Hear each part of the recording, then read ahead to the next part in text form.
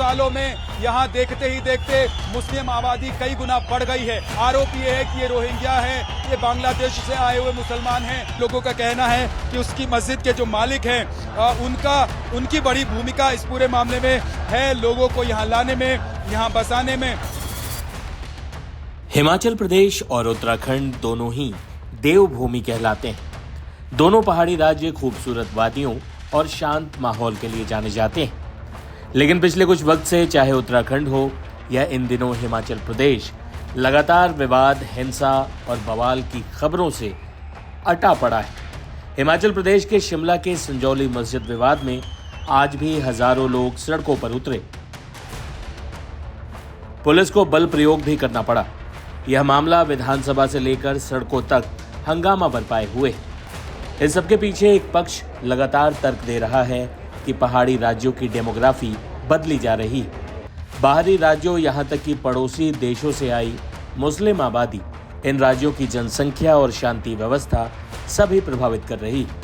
यहां तक कि रोहिंग्याओं को बसाने की बात भी कही जा रही। ऐसे में हिमाचल में बदलती आबादी के हिसाब किताब पर हमारे संवाददाता से बातचीत में स्थानीय लोगों ने जो कहा वो जरूर सुनना चाहिए।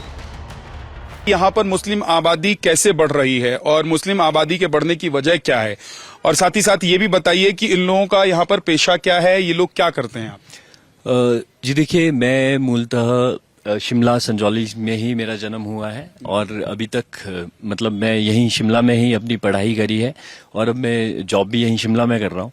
तो हमने इनको काफी पहले से देखा है। तो जब हमें पहले का याद आता है तो बहुत कम यहाँ पे जो मुस्लिम पॉपुलेशन थी, और आपको पता है वैसे हिमाचल के लोग बहुत ही शांति प्रिय है, प्रेम सद्भाव से रहने वाले हैं, मेहनती लोग हैं। तो हम में यहाँ पे सारे समस्त लोगों ने कभी भी इनको कभी भी अपोज नहीं किया। आज ये नौबत आ गई है कि सबको धरने पे उतरना पड़ रहा है। वो इसलिए आई है क्योंकि कुछ सालों में इनकी जो तादाद है, इनकी संख्या जो है वो इतनी बढ़ गई है कि अब आम लोगों को अपनी हर एक कार्य करने में उनको प्रॉब्लम आ रही है। स्कूल जाते हैं बच्चे, उनको उसमें प्रॉब्लम आ रही है। ये रास्ता है यहाँ पे फ्राइडे को काफी रश हो जाता है, कमेंटिंग होती है, जो व्यवहार है वो ठीक नहीं है। जितने भी हमारे वेंडर्स है ऊपर, जिन्होंने अब इलीगल है लीगल है ये तो मुझे ज्यादा जानकारी नहीं है, पर जो मेजॉरिटी है उसमें से इलीगल है, तो उनका बिहेव भी ठीक नहीं है। जिस तरह से कोई महिला जाएगी, कोई लड़कियां जाएगी तो उनको कमेंटिंग करेंगे। और इनकी एक और चीज है, कोई भी जो क्रॉस हो रहा होगा उसको वो घूरेंगे, आंखों में आंखें डाल के घूरेंगे, एक तरह की चुनौती देंगे उसे। और कई बार मैंने पूछा भी भाई कि आपको क्या प्रॉब्लम है, आप आंखों में क्यों घूरते हैं, आप जो काम है तो उसके बाद फिर उनके पास कोई जवाब नहीं होता। ठीक है, अब एक चीज बताएं कि यहाँ पर मुस्लिम आबादी, चाहे शिमला की बात करें, संजौली की बात करें, कब से बढ़नी शुरू हुई है, कैसे बढ़नी शुरू हुई है? सर देखिए, ये धीरे धीरे मतलब जहां से हमें याद आ रहा है, जैसे याद आ रहा है तो ये बढ़ ही रहे हैं। पर अभी कुछ पिछले 3 इतने सालों से इनकी आबादी बहुत ही ज्यादा बढ़ रही है। यहाँ मैं भी, अगर हम किसी को पूछते हैं तो वो बोलते हैं कि हाँ हम बंगाल से आए हैं, तो बंगाल से तो रोहिंग्या ही आएंगे यहाँ पे, तो उनका कोई डॉक्यूमेंटेशन नहीं, कोई आधार कार्ड नहीं है। इवन कुछ साल पहले ये न्यूज भी आई थी कि एमसी के लोगों ने रोहिंग्या को सफाई कर्मचारी रख दिया यहाँ पे। तो बस हमारी यही मांग है कि एडमिनिस्ट्रेशन अपनी आंखें ना मूंदे। यहाँ पे लोगों को दिक्कत है, प्रॉब्लम है, तभी इतने बड़े स्तर पर। अच्छा, तो संख्या इनकी बढ़ रही है, तो ये लोग यहाँ पर करते क्या है, इनका पेशा क्या है, काम क्या है? सर देखिए, तहज बाजारी वही है, एक दुकान से ये 2 दुकान डिवाइड कर लेते, 2 से 3, एक पेशे से दूसरे पेशे में चले जाते हैं। बार्बर यही है, दर्जी यही है, फ्रूट विक्रेता, फ्रूट की आई थिंक हिमाचल की पूरी मार्केट इनकी कैप्चर की हुई है। गैस सिलेंडर सप्लाई होगी ये है, मिल्क सप्लाई ये है, तो सारी जगह इन्होंने अपनी जो है वो अपनी मौजूदगी दर्ज करा दी है। आज से 10 साल पहले अगर मैं बात करूं तो यहाँ मुसलमानों की जनसंख्या कितनी रही होगी, परिवार कितने रहते होंगे संजौली में? सर जो हम आज देखते हैं, मतलब उससे तो पहले तो गिने चुने 4-5 परिवार ही थे। ये यहाँ मुस्लिम रहते थे पहले इसी एरिया में, हम भी यहीं रहते हैं, तो यहाँ 4-5 परिवार रहते थे।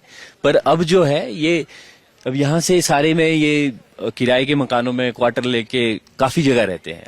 अब रहते हैं।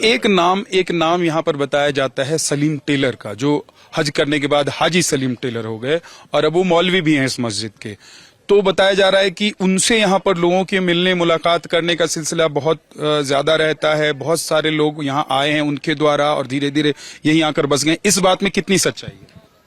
सर देखिए, मेरे पड़ोसी ही हैं, हम भी देखते हैं, काफी लोग आते हैं यहाँ पे, अलग अलग एज ग्रुप के आते हैं। कई बार तो 12 से 14 साल के बच्चे भी देखे हैं, 15-15, 20-20 बच्चे देखे हैं मैंने आते हुए। यहाँ आते हैं, फिर वो गायब हो जाते हैं, कहाँ जाते हैं ये तो पता नहीं। और मोहम्मद सलीम नाम भी कोई ऐसा नाम नहीं है कि जो किसी ने सुना नहीं होगा। सारे ब्यूरोक्रेट्स हैं, सारे पॉलिटिशियंस हैं, सबका सूट वहीं सिलता है, सारे वहीं सूट सिलाते हैं। बड़ा फेमस टेलर है, सारे उनसे काम करवाते हैं। उनके और भी है, उन्होंने काफी रखे हैं, काम करने के लिए भी रखे हैं। तो ये तो सबको पता ही है। ठीक। तो सलीम टेलर क्या बाहर के लोगों को यहाँ जो आते हैं उनको वो एंटरटेन करते हैं, यहाँ उनकी व्यवस्था करते हैं, रहने खाने व्यवस्था, चाहे काम को लेकर हो? देखिए सर, इसमें अंदर की बात क्या है वो तो मैं नहीं बताऊंगा, पर टच पॉइंट जरूर है। यहाँ मिलते हैं, आना जाना है। अब ये मस्जिद की वजह से है, उनके घर की वजह से है, तो ये तो है।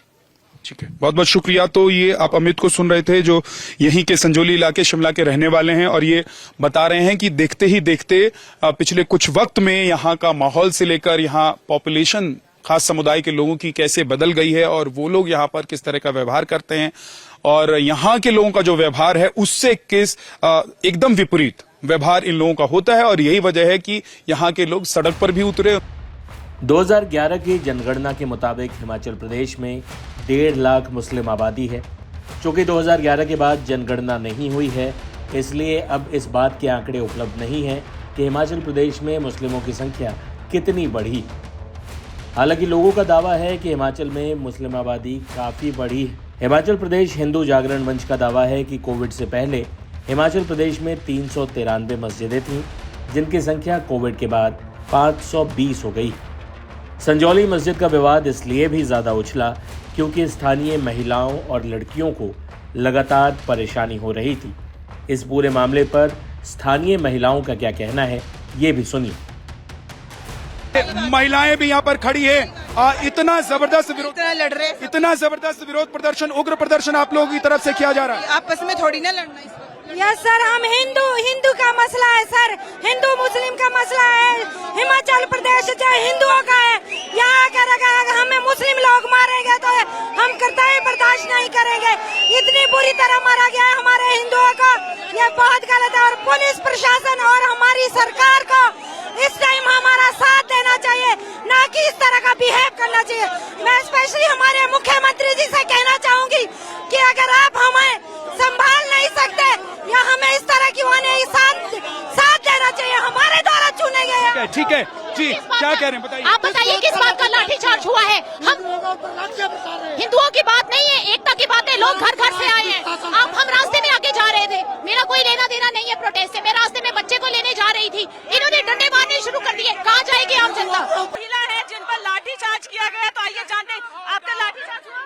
मेरे ऊपर बिल्कुल लाठीचार्ज हुआ। हाँ, मैं खड़ी थी, मैं उनसे निवेदन कर रही थी कि मैडम देखिए, आप भी अपने अधिकार के साथ यहाँ खड़ी है, हमें भी मौलिक अधिकार मिले, हम भी खड़े हैं, हम प्रोटेस्ट कर रहे हैं। लेकिन उन्होंने 7 से बैरिकेड मेरे ऊपर गिराया और एक लाठी से उन्होंने यहाँ मुझे मारा।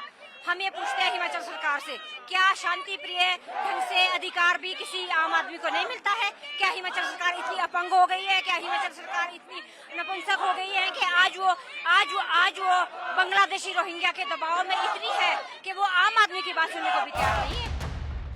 हिमाचल प्रदेश में क्या रोहिंग्या मुस्लिमों को भी बसाया गया है? बाहरी राज्यों के मुस्लिमों के अलावा ये भी सवाल है जिसका जवाब स्थानीय लोगों को चाहिए। शिमला में ताज़ा विवाद के बाद डेमोग्राफी पर बहस तेज हो गई।